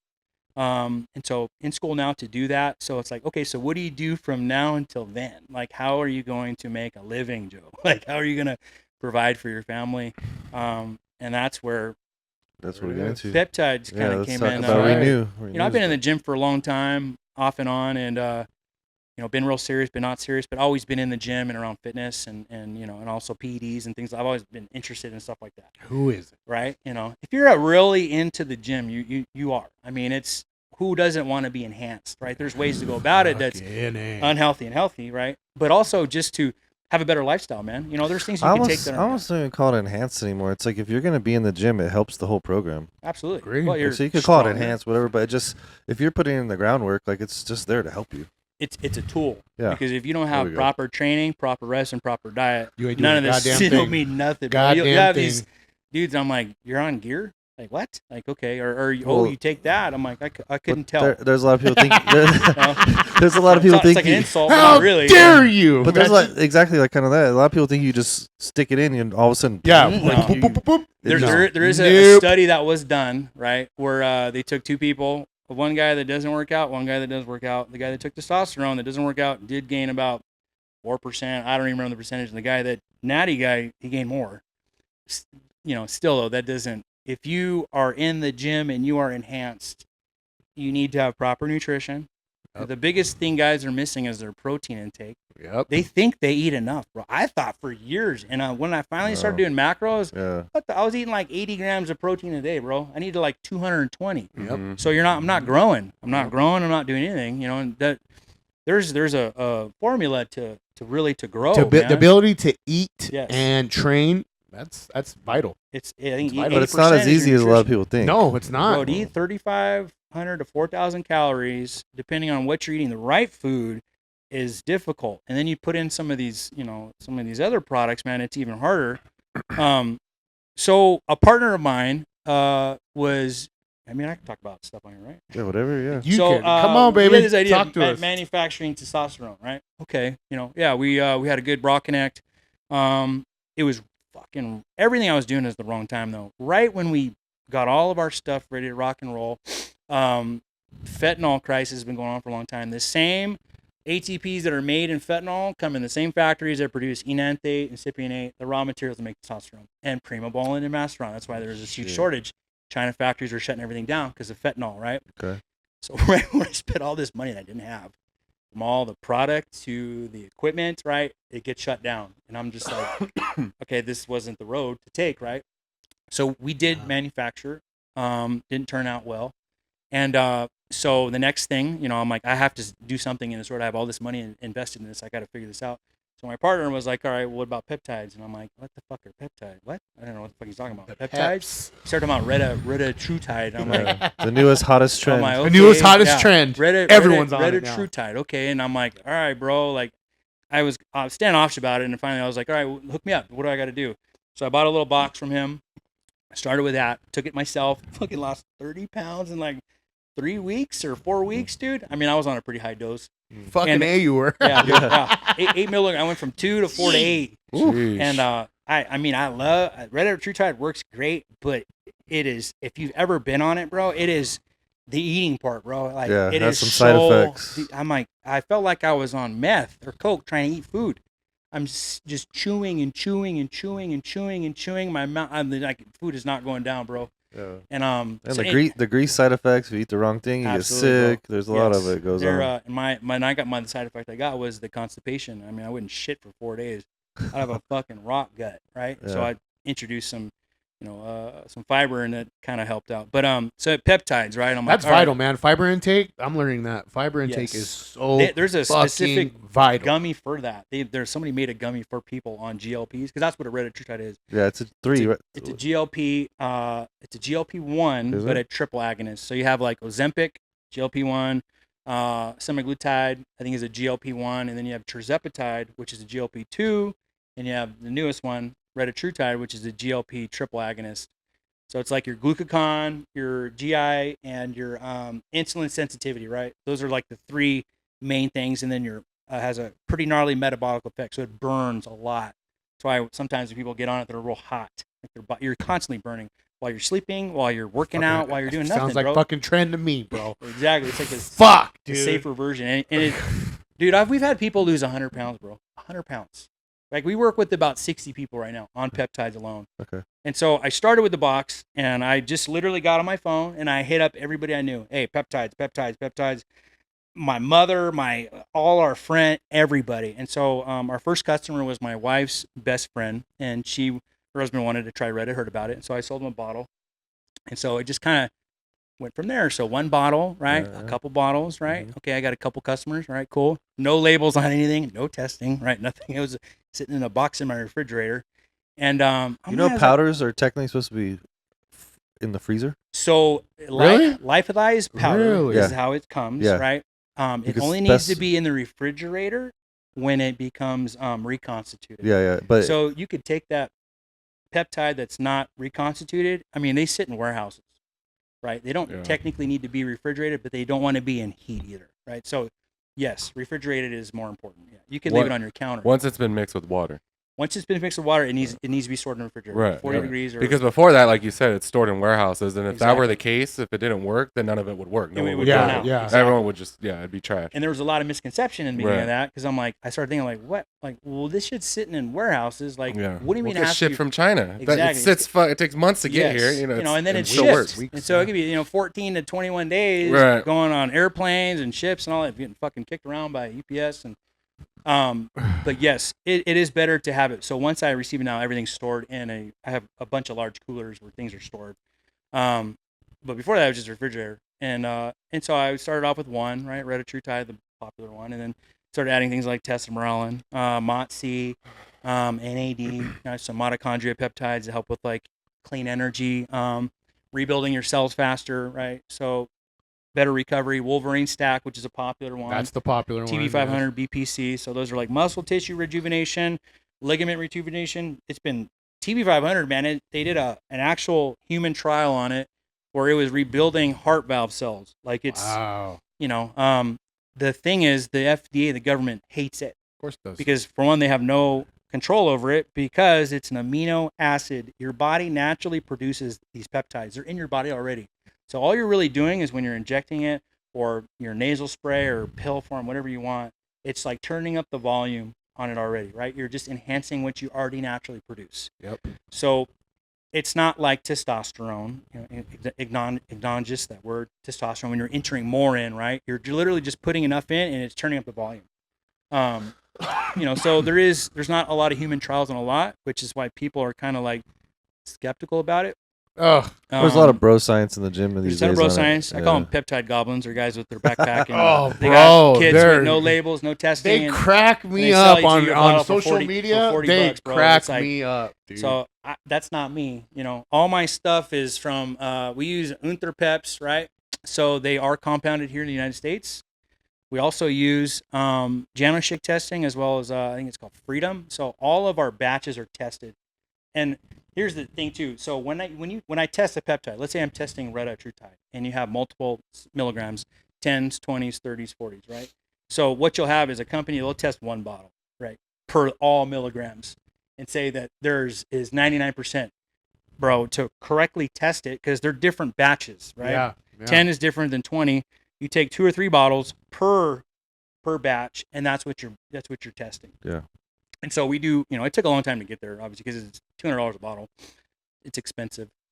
But what we found is when we have more science behind it, we have more like validity of what we're doing, the customers don't mind paying a higher price point. Nope. Which I don't. I'm a great customer on things. When I buy stuff for anything, bike, truck, I will pay more for better service and a better product than buying something that's cheap, especially when you're putting it in your body. Get what you pay for. Yeah. Exactly. It's that simple. You get what you fucking pay for. So you're gonna have like a lot of compound pharmacies. I was kind of not really in tune with them for a while because they're very expensive and they've done lots of tests, bro. They've taken from Yinglang Ling Peptide Company in Wuhan, China, and then they've taken whatever Unterpeps out here, and they've done the same testing and they're the same.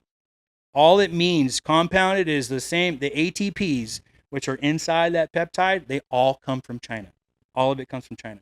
They're just brought here and lyophilized here. That's it. Instead of it being lyophilized there in their facility and then comes over in a vial that, you see the powder. Yeah. So they just come over in barrels and it's done here with the FDA oversight. So that's how they get away with that, right? Okay. So you're paying more for that.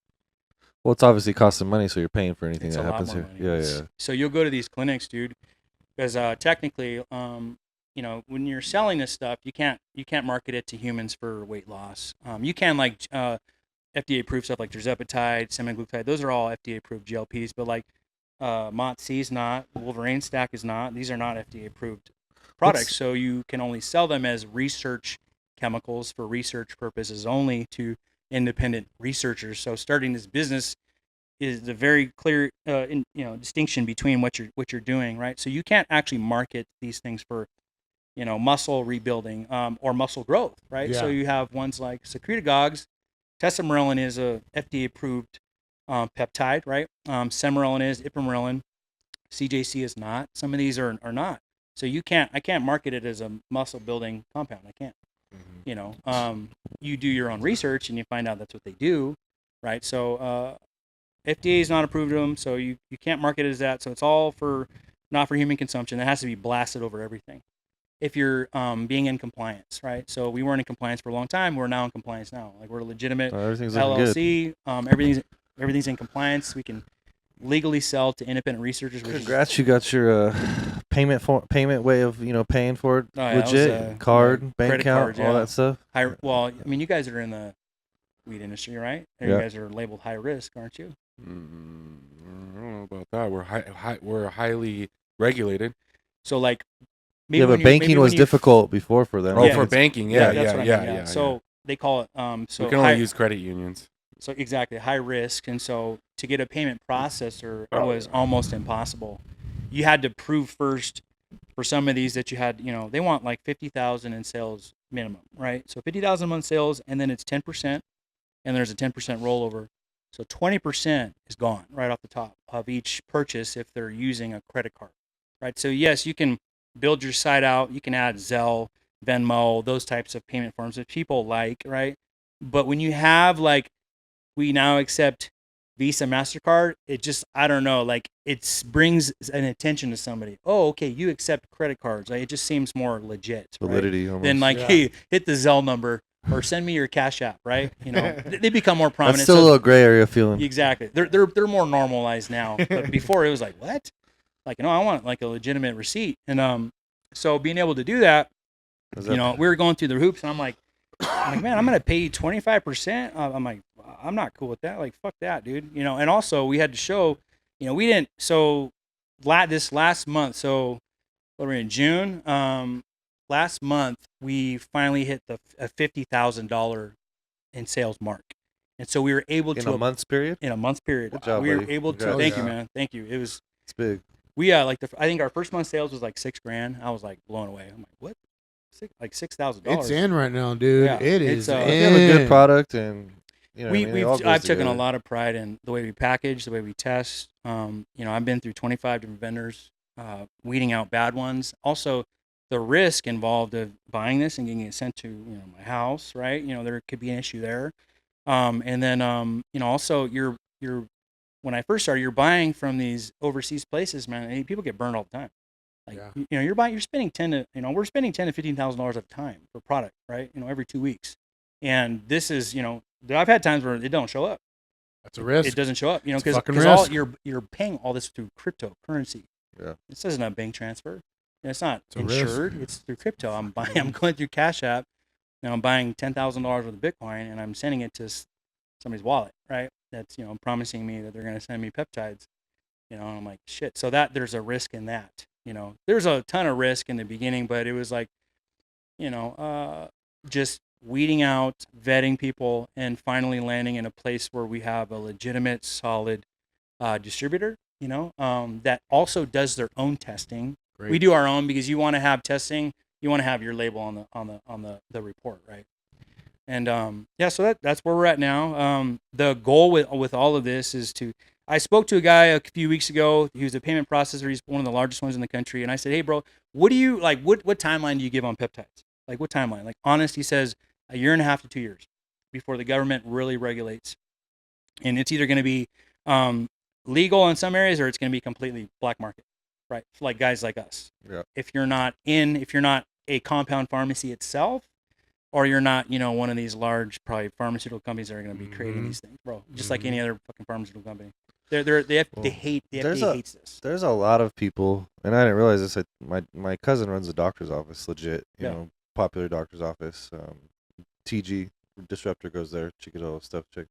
But they have they prescribe and do it for a lot of people, the peptides now. Yeah.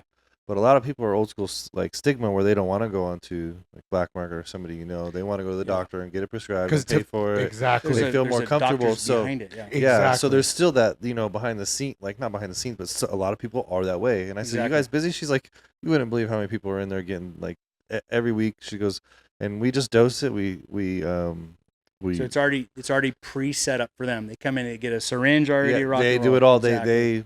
Why can't I think of the word to fucking when you Reconstitute. yeah, they do it all. They have everything set up in a fridge. They inject them all, and then they all right, see you next week. Yeah. Like, and I'm like, gee, well, So that's fucking wild. That's our goal Yeah. is to run a telehealth. So we have I can't say his name, but there's a doctor in Ventura County that I've been working with for like 6 months now. okay, so He's yeah, on working our stuff. product. Yeah. The only thing is right now he's not in a private practice. He's in a group, so he can't do anything until he has a private practice. Okay. And so our goal is to have a telehealth service. Right So it's going to be on. in a telehealth HRT clinic. And so you'll be able to do hormone therapy, so your testosterone. Well, the women's is starting to come around. The hormone replacement Oh, yeah. therapy, HRT, they call Oh, it. bro, Really? they're doing like they call women's or sissy sip. It's like Cypionate, right? So testosterone. It's They're- tests, right? Yeah, Yeah, yeah, it's yeah. tests, They're bro. doing tests on women Yeah. these days. They're that and they're Anavar and Well, a lot of women, they don't realize after like a certain age, their muscle loss. It's like a huge percentage of Yeah. like if you're not active or going to the gym, that women start just their muscle Deteriorating. deteriorate. Yeah, exactly. Well, they So just took testosterone off a blacklist like 6 months ago, right? Yeah. So it was a scheduled drug. It still is, but and that was a lot had to do with RFK. Hell you know, yeah. you seen that fucker's yoked. yeah, He's Yeah. on all kind. He's on all the. He's on. peptides He and all looks that. fucking jacked. you just Yeah. can't understand what the fuck he's saying. Gerald. Yeah, I like you, though. Yeah. Like, get a glass of water. Right. yeah, But that's Sounds like me with cottonmouth after I smoke Yeah. one. That's how I sound after I smoke. What's it called? The Hash Boys? What's the big one called? So Sound like RFK. would you say there's a lot of people working towards it or in the space now, or how would you for describe peptides. it? Yeah. Everybody and their mom selling peptides. bro. Fucking A, man. I see ads on Craigslist. I see Ugh. Babu Valley. That's not us, bro. We are e-commerce. We're gonna pay our dollar. We want people that are wanting to buy peptides, right? I'm not. If you're in a gym, bro, and you want to buy peptides, absolutely. But Well, you're not gonna pay those prices. There's so many people that want the cheapest hookups. Yes. And that's they're a terrible they're way when it bouncing comes around to- from Dude, seller to there's seller such to an seller. amount of those Like, peptides that have nothing in them. You know what I mean? So Janoschick Analytic is one of the largest testing companies in the world, and I think they're not in this country. They're another. I think it's like the Czech or something. They're the benchmark for any steroids, any orals, anything. That's where they test. So when you hear Janoschick testing, that's the premier testing, and they're seeing a crazy amount of peptides coming in that have nothing in them. There is nothing in these peptides. the fraud's coming. Yeah, they're just there's a filler and that's it. So you're having obviously counterfeit, and a lot of it is coming from China. That's why it's so important to get your product tested. If the guy, the girl, whoever you buy it from doesn't have or provide testing, then do it yourself. It is a little expensive, but you're putting something in your body. It could be something bad, dude. These fillers in these ATPs, you could be allergic to it. You can have a really bad reaction. I mean, there's people that do have reactions to this stuff. It's just like any medication you're taking. There's side effects, but sometimes, man, I mean, it could. They've had people have their gallbladders removed. They've had like heart valve issues. Because of the stuff inside of it, because they didn't either get it from a reliable source, or they didn't do their own testing. So, we want to provide that level of service. Our customer care, your order ship within 24 hours. You have direct contact to me and my wife. Like I said, we want to be more e-commerce. I still do a lot of local stuff. I mean, I want to say we have about 40 clients maybe up here in the high desert. Since we've been online, we are producing more. I did hire a marketing team. We've been with them for 4 months now. They're the ones that help build out our site. They're doing all the SEO, internet stuff. They're I like the little menu. yeah. I try to provide popular ones, right? Because there's like 300 peptides, dude. I mean, they got a peptide. I mean, there's more if you think about it. It's literally like you could make 1,000 of them. But there's like specific ones, like your GLPs, which are those are popular. What is that? NAD or NAD plus That's or NAD? that's a good one. They're talking. A lot of people Uh-huh. are starting kind of. It's like your, what is that for? It's your cell, so mitochondria peptide, right? So your cells when they get older, right? So this rebuilds them faster, right? So I would compare it to like clean energy, right? They also put it in the category of longevity. So you see them a lot in these longevity clinics. They have pills for them too, right? Yes. I know those researchers that came on Joe Rogan talked about how they You were pill for them because people are they're scared sometimes, the injection, right? Yeah. Even though it's a little, it's just a insulin syringe, right? So Right. half inch. That's even feel it. nothing. Yeah. The only thing with pills is you know it passes through your kidneys and your liver, right? Right. So there could be some issues with that. A little harsher, but What's the one you were talking about for stress? so there's Selenk and C-Max. So you have stress and then sleep. So there's one that specifically targets for anxiety. The only thing that I've seen with a side effect on that is for somebody that takes it that doesn't have anxiety, they almost gives it to like they get anxiety. I don't know why. There's no like the thing with that. There's not a lot of human trials on this stuff, right? So a lot of it's like just kind of word of mouth, but it has given somebody a little more anxiety that doesn't have anxiety, right? And like, why would you? So peptides do like one peptide can do 10 different things, right? So there's like a specific, a specific reason why you take this peptide, but it does have some other things that happen. But like for you, man, I think Selenk would be perfect. I do have some anxiety issues, and Selenk at night it relaxes me. Like and not some crazy. That's the thing with peptides too. They're not like you take it and it's like it's not trend, right? Or you immediately kind of feel that shit. Yeah. Peptides have a slow Right. onboarding process. A Well, lot it's of it. got a quick halftime. It's only in your body Yes. for less than 24 hours. Right? Exactly. Would you- And there's you run them in cycles, Would you- right? So they're 12 to 14 weeks. Would you say the longer you're on a peptide, the better, or? Yeah, absolutely. I don't, so like, GLPs, there's not a ton of history on them, so they haven't really seen long-term effects with them. Obviously, you heard of like Ozempic. Ozempic is a peptide. It's a brand, though, right? Ozempic's a brand. Yes. Right. And so there has been some issues with Ozempic, right? Not too much of semaglutide, tirzepatide. They're mainly going to be just like constipation, some GI tract issues, but that's it so far. They can't really, it's hard to say, man. In 10 years, it might be a lot different. There might be some actual like data of people, having some issues. But retatrutide obviously isn't out yet. It's in its 4th stage trials. Probably at the end of this year, it'll be available. It's going to be extremely fucking expensive. And there's already another one they're working on. It's a GLP-5. It does them all. The issue with all of these, hands down, is the aspect of losing lean muscle tissue. Yeah. They haven't found that It's one out happening yet. on So all. this new one, I know. So that's a big thing for dudes in the gym. Well, you see chicks totally disappear. Like their whole Yes. all their curves, everything just Well, gone. Yeah, And the they issue is- come a wall with a hole. Yeah, you're like, because they're whoa, not, they're whoa, like, where well, are the I'm gonna cakes? take this, but I'm not gonna eat. That's terrible. You're gonna look like a Yeah. cancer patient. You Yeah. have to fucking eat. So don't take some crazy dose. Yeah, Start off at a low dose. Titrate up. See where you're at, where you can still have a good intake of food. Most importantly, your protein. Because if you do not eat your protein, it will come from muscle tissue.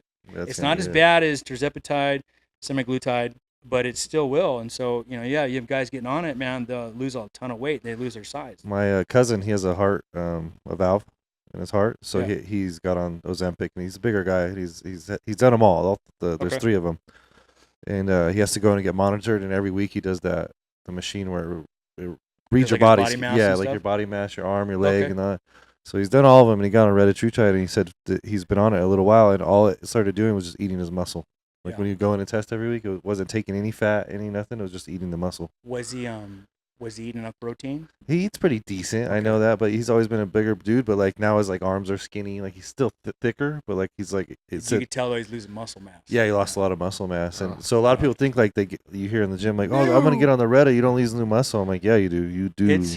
I will tell you from my experience, it really depends on the individual. I've had a ton of clients they're stage ready, and they're on 2 milligrams of retatrutide a week, and it's worked phenomenal for them. Stage ready. Stage ready. One So of my partner Greg, I mean, the guy he's 5% body fat. Yeah. Diced. He's 40 years old, and this guy is he's been in the gym his whole life.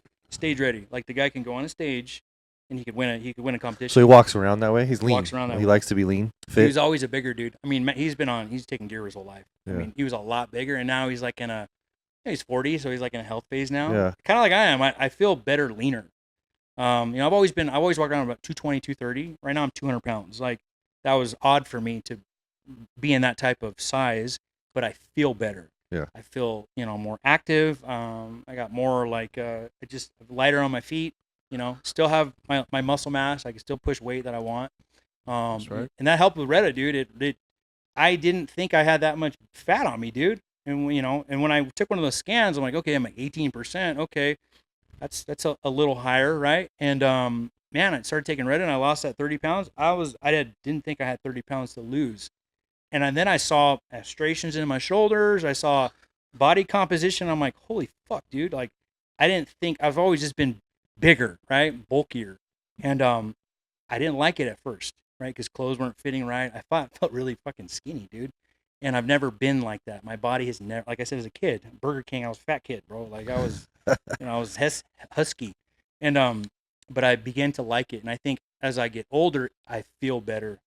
And I see this a lot with older guys too. They kind of go from that bigger size and they get older and they kind of, more of a health phase, more lean, more cut, and You don't realize how much fat you have till you lose. Dude, It's funny, you're right. Especially when you're like, when I was younger, I'd always go every summer. I'd shred for a six pack. Didn't have drugs back then, or didn't have peptides, so I dieted. They have hard work. But I kept losing weight, and I was like, where the fuck is my six pack? I'm down 20 fucking pounds. Like I didn't think I needed to lose that much, but yeah, you don't realize it. Adam just wakes up No and pees idea, and gets Yeah, I abs. know. He's like, oh, there it is. Yeah, Like, Adam dumps a little. Adam he's a comes. special- There's another one. He's like, oh. Well, he's got like the ideal leaner, longer body, dude. I mean, Yeah. that's kind of what's been in for a while is that type of Well, body. it's funny. Like I'll see like a big dude, and I'm like, you gotta like you're like built nice, dude. You give a compliment in the gym, and every time they tell me you got that long, lean, nice, like you got that nice, long, lean build, dude. He's like, they'll tell me don't sleep on it, and I'm That's like, gonna okay, like last but longer. you're always you're battling your own Yeah, person, sure. you know what I mean? Yeah. You go We're in through your trying mind to scan- size, I want to be bigger. yeah, And that's why you go to the gym. I want to get big, right? Okay. I'm not saying I was ever huge, but I was, 230. It's very good size, strong. man. Yeah. I felt great, looked good, even though I still had a high body fat. Like I didn't realize I had that much fat on me. But I don't know, just feeling leaner, dude. I feel better on my feet. Is what I'm like. I don't. It's Just hard so to, day-to-day activity, you feel yeah, more. and you get older, man. My fucking knees hurt. My back fucking hurts. Getting out of bed, dude. I'm like, when I was 230, man, that shit fucking sucked, bro. Pumping out of my truck, dude. My fucking knees, everything. I'm just like, damn, dude. Feeling lighter, man. I don't have as much weight on me. Even I mean, I could probably still lose another 10 or 15 pounds, right? Well, plus you got baby girl that's on the ground. You got to pick her up and Yeah, you got to be active Bro, with her. And that's probably why, dude. I mean, you got kids, bro. I mean, Oh, yeah, you don't- chasing around, dude.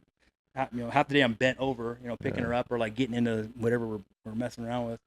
At 2:30 more, that would be difficult. I'll go to stretch on the floor and my kids attack me and they think it's like the funniest thing. Like they're really roughing me up and I'm like, I was just trying to stretch, you guys. I know. But you know what I know? It's a common stack right now for a lot of men is the test, Yep. Anavar, and Retta. I feel like a lot of guys you talk to. I mean, I don't know if it's a summer cut thing or whatever, but a lot of guys are. That's a complete. That's like a lean. That's a dice lean look. Yeah, Testosterone for muscle tissue, Retta for your body composition for weight loss, right? And Yeah. when you said earlier too, most people when they're guys that are in the gym or women in the gym that have a good program, they can use Retta. That Retta is a great tool. It's people that don't, and they take this Retta Yeah. and they don't know what the fuck they're doing. They have terrible oversight, or nobody's walking them through it, and that's when they look like shit. When they're losing, like you're, losing things that they shouldn't be losing, right? They're not staying top of their health. So that stack you're talking about, yeah, that is a great stack. Because you have, obviously testosterone. You have, your cutting agent, which is now retatrutide. So you're not taking an anabolic for cutting anymore. No diuretics. No things that are terrible on your Winstrol. Those things are fucking terrible on your body, dude. Terrible on your body. See, this is good for our viewers. Are a lot of gymmers, 100%. and This they, You can they use like gear, and it's and not that's an what. anabolic steroid, right? Yeah. So you're not having to buy something that's illegal, right? Testosterone, whatever. But still, the risk of that's involved. But then also the retatrutide. It's a peptide. It's there, I believe in trend. right? Trend we trust, yeah, for sure. Fuck Does, that. is Trent a bulker or cutter? What do you trust about Trent? The results? I don't have. Yeah, I think Trent's terrible for Yeah, you. I do Shut too. up. But bro. at the same point, God. I don't see. The You thing like is, we Buffalo. were talking earlier. I don't have the way that you take trend really determines your side effects, bro. We're having an If you- issue. If you Oh, take Trent fucked my life up. Trent ain't- I'll never touch it again. really, Then it changed I've seen doctors or scientists say how like it changed. yeah. It reformulates your fucking DNA. body for the rest of your life. poison, man. And yeah, Yeah. since then I still have side effects that haven't gone away. So, So, but some people do, like home homeboy and I have a couple Well, I buddies. think They it- fucking been Homeboy, running for a what the year. Don't fuck? cheat. You know? Well, Now, honestly, Joe, homeboy, Yeah, like, no, my homeboy. I You think over the get one thing, sassy though, and shit. the thing for him though is he likes to lift heavy, right? Yes. So when you're on trend, you could just fucking lift like an animal. Like a Everything's like, oh, I did 100 last fucking week. I'm doing gorilla, 120s homie. this week. Yeah. You know what I mean? Remember Yeah. that feeling of I like, I don't loved mind it. that. That's a good Yeah. part. yeah. That's a good But part. the Yeah. other The parts are psychological terrible. part Yeah. can be Crazy, very like bad. I already live heavy as it is, so people are like, "Damn, blah blah blah." I go, "Ah, that's lightweight, baby." Let me tell you, like- hop on some trend. Oh, when I'm on trend, I lift like, what do you bench? Whatever I want. Was it Trend Ace or Trend E? Trend Ace. Trend Ace, yeah. So Trend Ace.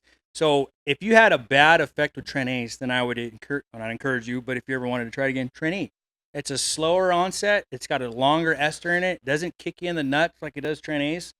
I'm a Trend Ace guy. I want it to kick me in the nuts. I wanted Yeah, I to wanna kickstart grab that. Grab them, Well, that's that. But I would mitigate the side effects by microdosing every day. That's how you're supposed to take Trend Ace. It's every single day.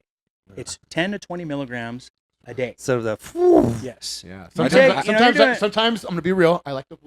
Yeah. We did the hex. I put my hands up in the Trend roller Hex. coaster. So that's like the It has all of older them in there, right? older version. It's so if you look at they're one's no more powerful than the other. Right. It's just one faster onset. But Right. Trend Hex is kind of the older version, or But it has both parabolic. A and E, right? Trend X is like parabolic, so that's like one of the original trends. Oh, okay. So Trend, if you had a bad effect in Trend Ace, then I would say probably try Trend E. But though, if you're having psychological issues, then I wouldn't take it at all. There Yeah, you go. 100% You're agree. part of that Yeah. group. 100% agree. and You're like- that's a major side effect. Mm-mm, It's, No, I mean, I What'd you guys- mentally I was fine, but I got I ever since I've taken it, I have adult acne now. okay. It's So never gone away. Where? Huh? You don't see it because it's behind my hairline, but I have it all the and time. that was from the Trend. Oh yeah, it started at Trend, like because my first round of Trend, fine. Then we did a Yeah. second round, and that's when it all started. Got off Trend, it's never gone Were they away. back to back? Huh? Were they back to back rounds? What did we take? We took a No, couple it months was 2 off. months? Yeah, Okay. I think me and one of our buddy got hooked, and me and Joe were like, "Hey, we're fucking later." Yeah. We're done. Yeah.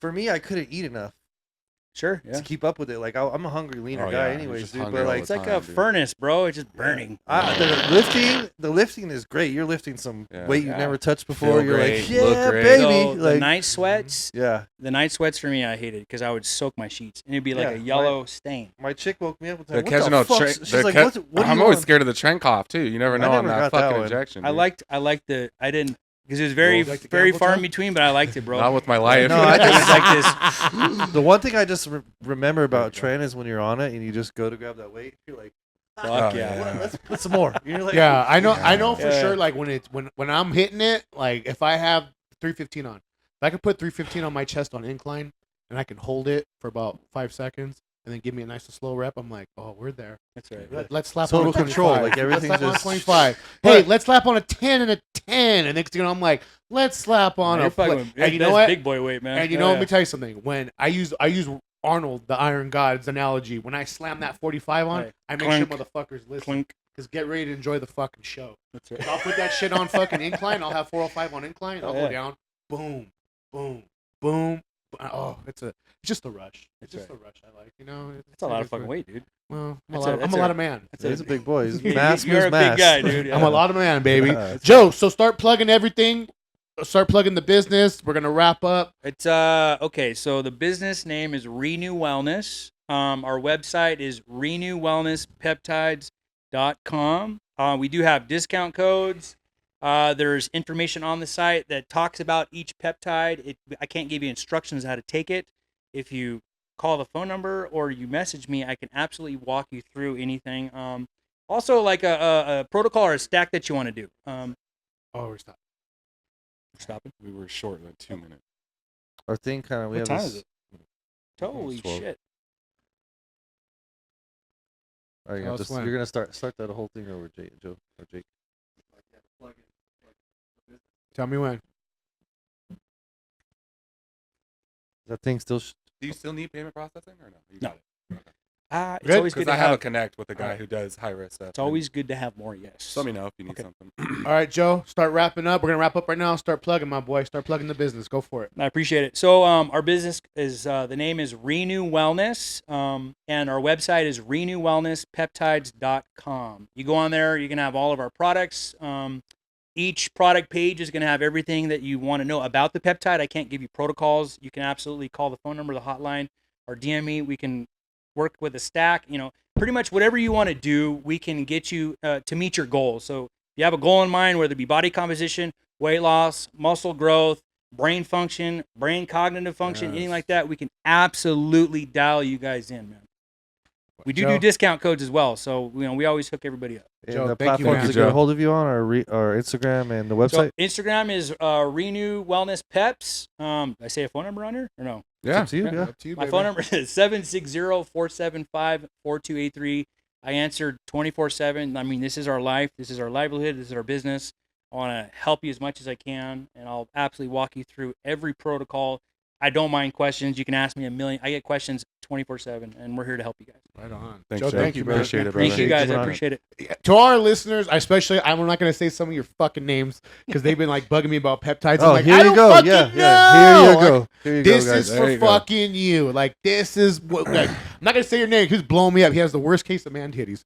But I'm like, dude. He's like, how do I get? I'm like, I don't fucking no. know. Fucking ask Siri, motherfucker. Well, anyways, Joe, thank you. This Thank was a you, great man. Thank you, episode. guys. Thanks Super for the- knowledgeable. Thanks for the goodie trial. yeah, absolutely, Thanks man. for the sure. goodies, man. We appreciate it. He's getting us hooked. He knows Yes, what he's yes. Now he's like now he's like our Yeah, automatic. yeah. He's like We're our like, automatic favorite yes. guest. Yay! Yeah. I wanted to come with goodies. Who doesn't love a guy come bearing with goodies? Yeah. what I mean? Oh, yeah, So- for Right, sure. That's right. Ladies and gentlemen, this is the Royal Talk podcast.